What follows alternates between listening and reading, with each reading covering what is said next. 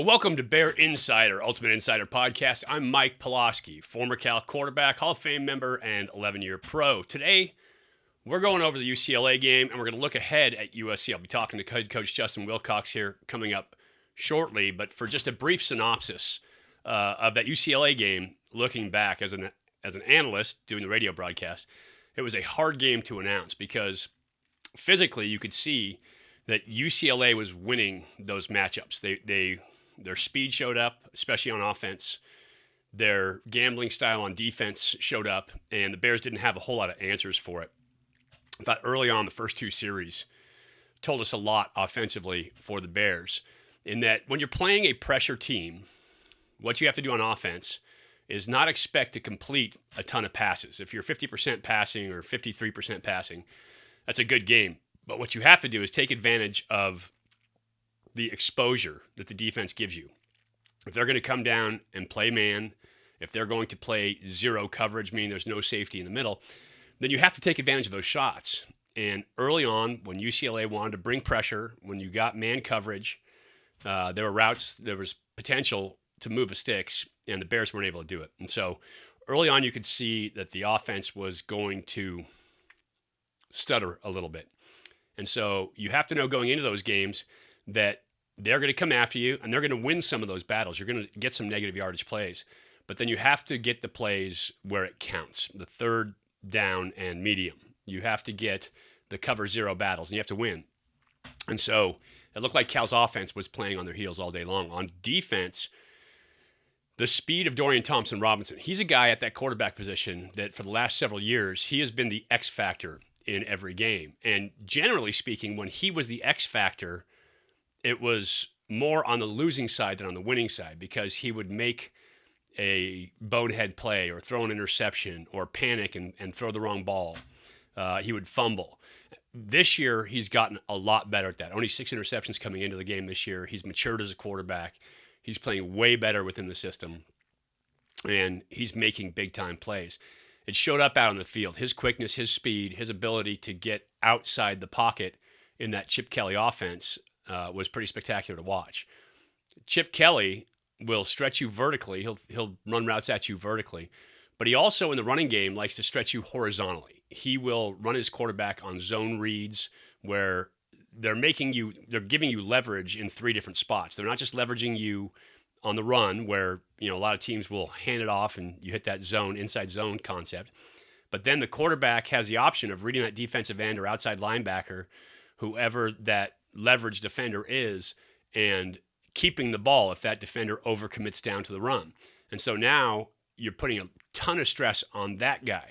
Well, if you have an answer for that, you bring the defensive end down, you run the linebacker across to fill, but the quarterback is just faster than the player who's supposed to fill at that spot. Or if the defensive end overcommits and feels like he's got it covered, but the quarterback is just faster, it makes it really hard to cover that play. And then they'd throw the third option off it where they'd run a tight end to the flat or a receiver to the flat or somebody outside on the swing. And the quarterback now has the option of giving it on the zone read, of keeping it himself, and now creating leverage on that defense. If the defense reacts to him, the tackle, he's got an outlet for the ball on the outside, and they pick up an easy 7 to 10 yards on that throw as well. And so it's really tough to cover. You have to be great in one-on-one space. You have to account for everybody, meaning you have to have 11 players on defense versus 11 players on offense. Oftentimes on defense, you can count numbers and count the quarterback out. You can't do that versus UCLA.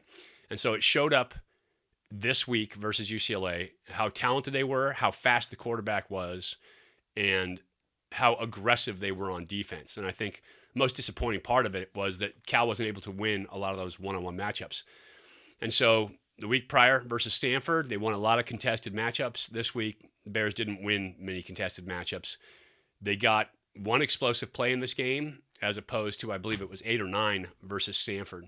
And that was for like 15 yards. So it wasn't a huge explosive play at that. The week prior, the Bears had 360 plus yards of explosive plays. And so you can see the difference in the game. When you win your one-on-one matchups, when you compete at that level in terms of talent and speed, you have a much better outcome. I think that's kind of the whole story for UCLA game this past week. That said, I had an opportunity to talk to Coach Wilcox, to discuss what happened at UCLA, discuss the upcoming game at USC, talk about Joe Roth, the mentality going forward, and where it goes from here. Well, joining me again this week, head coach Justin Wilcox. Coach, rough loss down there at UCLA. Obviously, didn't work out the way you wanted to. Just kind of give me a synopsis of your thoughts now that you had a chance to see the film. A disappointing loss, for sure. Feel for the players and everybody involved. We knew it would be a very tough game. UCLA is playing very, very well, and we expected to play better than we did, certainly. But we just didn't make near enough plays, really in any phase other than kick return. But everywhere else, we really struggled to get things going. Offensively, had a real hard time getting any sort of rhythm, running or throwing the ball. Defensively, we had a hard time slowing down the QB. I thought the speed at on their offense, the quarterback, the fly sweeper, the ability of the tailback, we struggled with at times. We struggled to tackle them more so than we have any other offense. And so when we did have them in some third downs, we struggled to get off the field. So all in all, it just makes for a tough day. And it wasn't for effort. Guys played hard and competed. It just they out executed us, and we gotta get better. So it starts, as it always does. It starts with me and the coaches. One of the things about playing a pressure team, and UCLA is a pressure team, they love to bring the nickel blitz and all the different looks, is that as an offense, you can't expect to execute every time. You expect to get your shots, and then you expect to lose some too. And so you have to expect that going in. It seemed like early on when the offense didn't execute, didn't get the first downs, they were kind of back on their heels to start the game. And just a sense me as I was broadcasting the game that's kind of where they played the rest of the game from. Yeah, we just really struggled to find a rhythm. And as you mentioned, with the style of defense that UCLA employs, you gotta make them pay for being so aggressive. And we understand, they got good players. There's no doubt about that. Their speed on defense was noticeable. But if they're going to pressure you that much, whether you crease them in the run game or you hit them in the pass game, you got to make them pay. And we didn't do that. I think we had one explosive play the entire day. And, we saw a lot of different type of pressures. We also saw a fair amount of zero blitz. And if they're going to zero blitz you that much, you got to make them pay. I mean, because if not, there's no consequence for them to not zero blitz you. And so that was, really the story of the day there on offense. And we just really never got into much of a rhythm. Yeah, to that point, last week versus Stanford, they came out in zero. Chase hit the slant to Javon Clark down the middle. It took off, got the big touchdown. This week, they gave the same zero look. We weren't able to hit that slant. You saw it a couple times on film. It showed up, and for one reason or another, we weren't able to get that ball completed. Yeah, and there was a number of them. Not to go through every one of them, but whether it was, a protection or a throw and a catch or a route or whatever, there was just too many missteps for us to make the plays that we needed to make, and made for a tough day for us. Yeah, I don't want to belabor the point, but up front, the big guys, physical one-on-one matchups. We talked about it after the game. You need to win the one-on-one matchups, especially if you got a big guy on a linebacker or on a secondary guy who's a smaller athlete. We weren't making all those one-on-one blocks, obviously. Yeah, we didn't win. The week before, we had talked about the number of competitive one-on-one wins that we had, whether it's blocking, running, throwing, catching, covering, and this week really was flipped. I don't know that we had enough, other than kickoff return. Nico and the kickoff return team had two big plays, but other than that, there wasn't a lot of one-on-one wins, whether it was tackling, pass rush, coverage, running, making somebody miss, blocking, throwing, catching. We didn't have near the number of competitive wins that you need. And they're really good. I mean, offensively, they're to date the best offense we've seen, and they played like it. I mean, that quarterback, the running back, the fly sweeper, and the tight end really gave us some fits. Yeah, really talented in that position. Not to mention Scotty Phillips, another great receiver that they kind of use in motion, move him around the field. One of the things that Chip Kelly does with his offense is he'll press you vertically, but he also presses you laterally all the time. And he did that a lot of zone read with secondary, passes off the zone read as well. So he gives you not just the initial stretch on the outside backer, but then the stretch on the pass as well. Talk about how that affects the defense and how it affected you guys in the game. Well, there's more than one play. The zone, you got the inside zone component, so you have to, running up the field, the pass rush can be, fatal in zone read run game. And so you have to, do some stuff where you either close on the dive and the backer or the secondary support's got the QB, or you got to surf the dive and make the guy give it. And that needs to be within the game plan, which it was. But, as you mentioned, if the QB keeps the ball, now he's got the option to run it, which that guy is obviously really fast. Or you have the third component, which is him throwing the ball, whether it's bubble or down the field. And then off of that, they got the play action game. And so in their play action game, the O-line kind of just, jump sets the guys. And then there's not much, we didn't win any of those pass rushes, converting from run to pass. And so the perimeter, the field gets stretched and put you in one-on-one tackling situations. And we didn't, again, don't want to beat a dead horse here, but we just didn't make many of those either. And we had a hard time kind of getting them behind the chains. And when we did, the QB made some plays on third downs that hurt us. And that's the thing about, I think, as Dorian Thompson-Robinson has become more efficient at that position, UCLA has become a better team because he was always kind of the X factor. And oftentimes as the X factor, he would throw the pick at the end of the game. That would be the big problem, but he was much more efficient with the ball on Saturday. Yeah, he was very, very difficult to defend.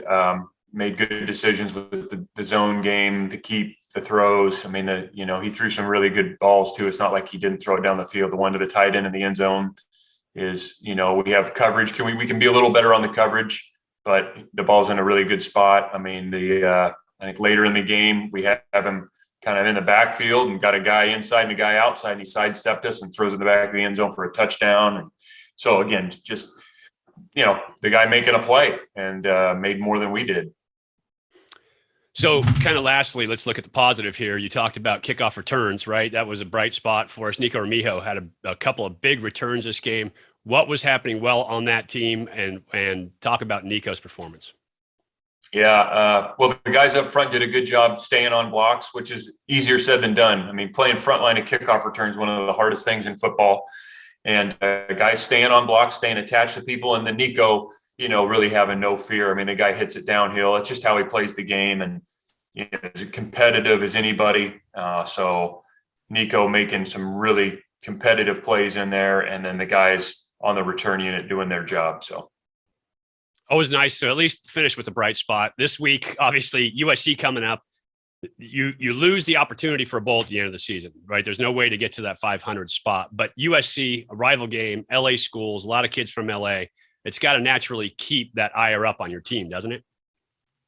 Yeah, there's no doubt. I mean, the guys, they're disappointed. I can't deny that, as we all are. But they have a lot of pride. Guys on our team, they take their craft seriously. They care about their teammates a great deal. And so even though there is disappointment, they came out yesterday with a vigor and ready to improve and try and play better, and excited to compete against USC. One of the things, I'd be remiss if I didn't ask you about a lot of the coaching changes going on in the Pac-12 right now. I know you're not going to have a lot of political statements about it, but what do you think about some of the new names coming into the league? I hear kind of just in passing at the end of the day, kind of what's happening, and it's a part of our profession. And, it can be volatile at times, and I'm sure they're all good coaches, or else they wouldn't have got hired, but I don't really know much more than that. Time to study film when the season's over, when you go back to where they were. Yeah, certainly, especially for the guys that we could face early in the season. But we'll spend a little time in spring just doing some research based on what guys have done in the past, offense, defense, special teams, schematics, so we can make sure we at least have an idea. As always, things can change and they adapt to their rosters from year to year. But yeah, we'll certainly spend some time in the off season looking at those guys. And then this week, obviously, the team from LA that comes up every year is the Joe Roth game, and that's a big deal for me as an ex-quarterback. I used to speak on Joe Roth every year. I know that there's a Joe Roth dedicated locker, and so we're remembering him more around the program. Talk about that as a tradition and what that means to the team and to the program. Yeah, I mean, it's obviously more than the uniforms. The people, see the uniform change, but it's about perseverance and humility and courage and all the things that Joe Roth represents and what he accomplished here as a player, but more importantly, it celebrates who he was as a person and how his legacy lives on. And we'll talk about him as a team during the week and what he means to Cal and the lessons that we can all learn from a person like that. So it's an honor to be able to recognize him on Saturday. Yeah, an amazing person in that, society has gone the way we talked a little bit about this, about victimhood these days. Joe Roth was not about to take a victimhood stance at all. He played it out. He showed courage. Just ultimate in terms of team player and a guy that players at Cal should emulate. Let's move on. Let's talk about SC. You watch game film on SC. Tell me about where this team is at, what you think. Obviously, they're completely different without Drake London. Does Slovis play this week? There's a lot of question marks out there. Yeah, as you know, Mike, when you watch SC, they're going to be talented. They've recruited really well in the last 4 years. They got a full roster. They put 64 on the board in the last 2 games combined, so they can score. Obviously, losing the wideout, who's a great player, I'm sure has hurt them a little, but it's not like they don't have anybody behind him. And these guys, they have pride too, and they got a new coach, and I'm sure they're going to be excited to show the new staff what they can do. So they're got a talented quarterback room, as we know, and defense is the same. They got the secondary, the nickel, the corner, defensive ends that are, and defensive linemen, interior guys that are pro football talent, and so it'll be a great battle. And our guys, a lot of guys from Southern California, it means a lot for our guys to compete against SC. Offensively, air raid style system, Graham Harrell calling plays. You've been effective against the air raid. What does it take to defend that system when they want to spread the field and use every blade of grass out there? Yeah. Well, big picture wise, the first thing is you got to tackle well, because they do space you. The perimeter and open field tackling is going to be key. I think you got to change the picture on the QBs and the receivers so you don't show them the same leverage and coverage structure the entire day. I think that's a key. They run the football. They've run it well. They got talented backs, so you can't discount. It's not.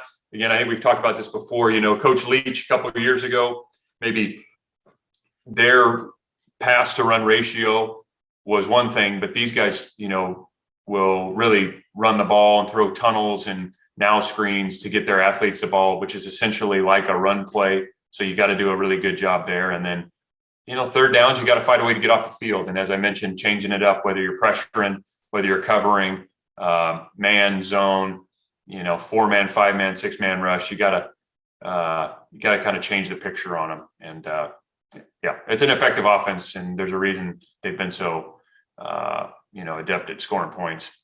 When you go into games as a defensive minded guy, former D coordinator, and teams run a style system, it's a pure progression style system.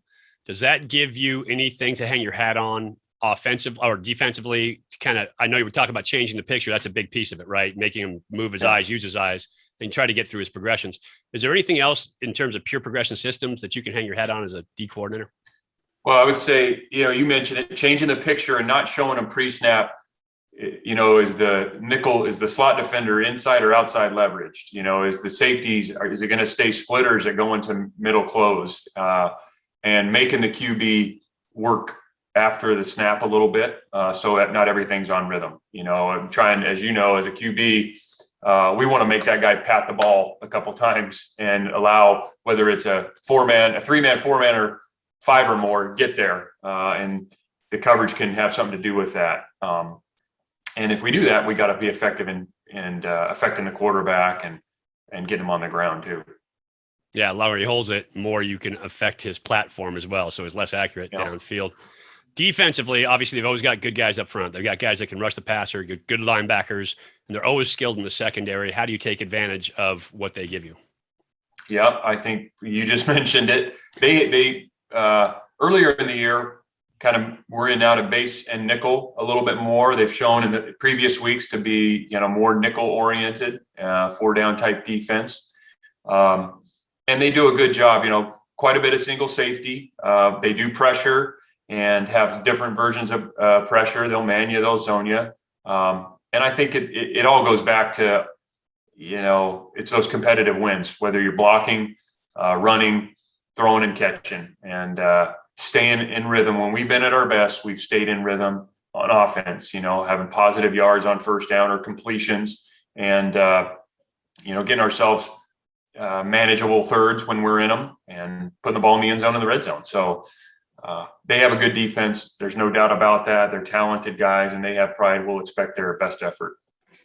Well, I appreciate you coming on here today, Coach. Best of luck in this game. SCO means something to a lot of us from Southern California, right? It's always a big game, no matter whether you play them down there or up here to finish off the season this year. It'd be great to go out with a win. Absolutely. Thanks a lot, Mike. Look forward to talking to you soon. So one more game for the Bears. It is the 30th reunion for my 1991 Citrus Bowl, so it'll be great to see all those guys again. It is an opportunity to kind of celebrate Cal football and be back in touch. I hope everybody will be there at the game this week. USC is always a heated rivalry, one of my favorite teams to beat when I played. And so I hope to see you in the stadium. Look forward to seeing what the Bears put on the field on Saturday. Hopefully they can rebound off that UCLA loss. Big thanks to Coach Wilcox this year. I know sometimes it's not always easy to get on and do the interviews, but he's always shown class. Been forthcoming with the information, much more so than other coaches in the past, and really been professional about handling his business and getting on this podcast. So tough to do, especially when you got a guy who knows football kind of pulling it out of you, and he did a great job of coming on here and doing it this year. Looking forward to seeing the Bears this weekend. Looking forward to seeing you at the game, as always. For the Ultimate Insider, Bear Insider Podcast, I'm Mike Pulaski. Go Bears.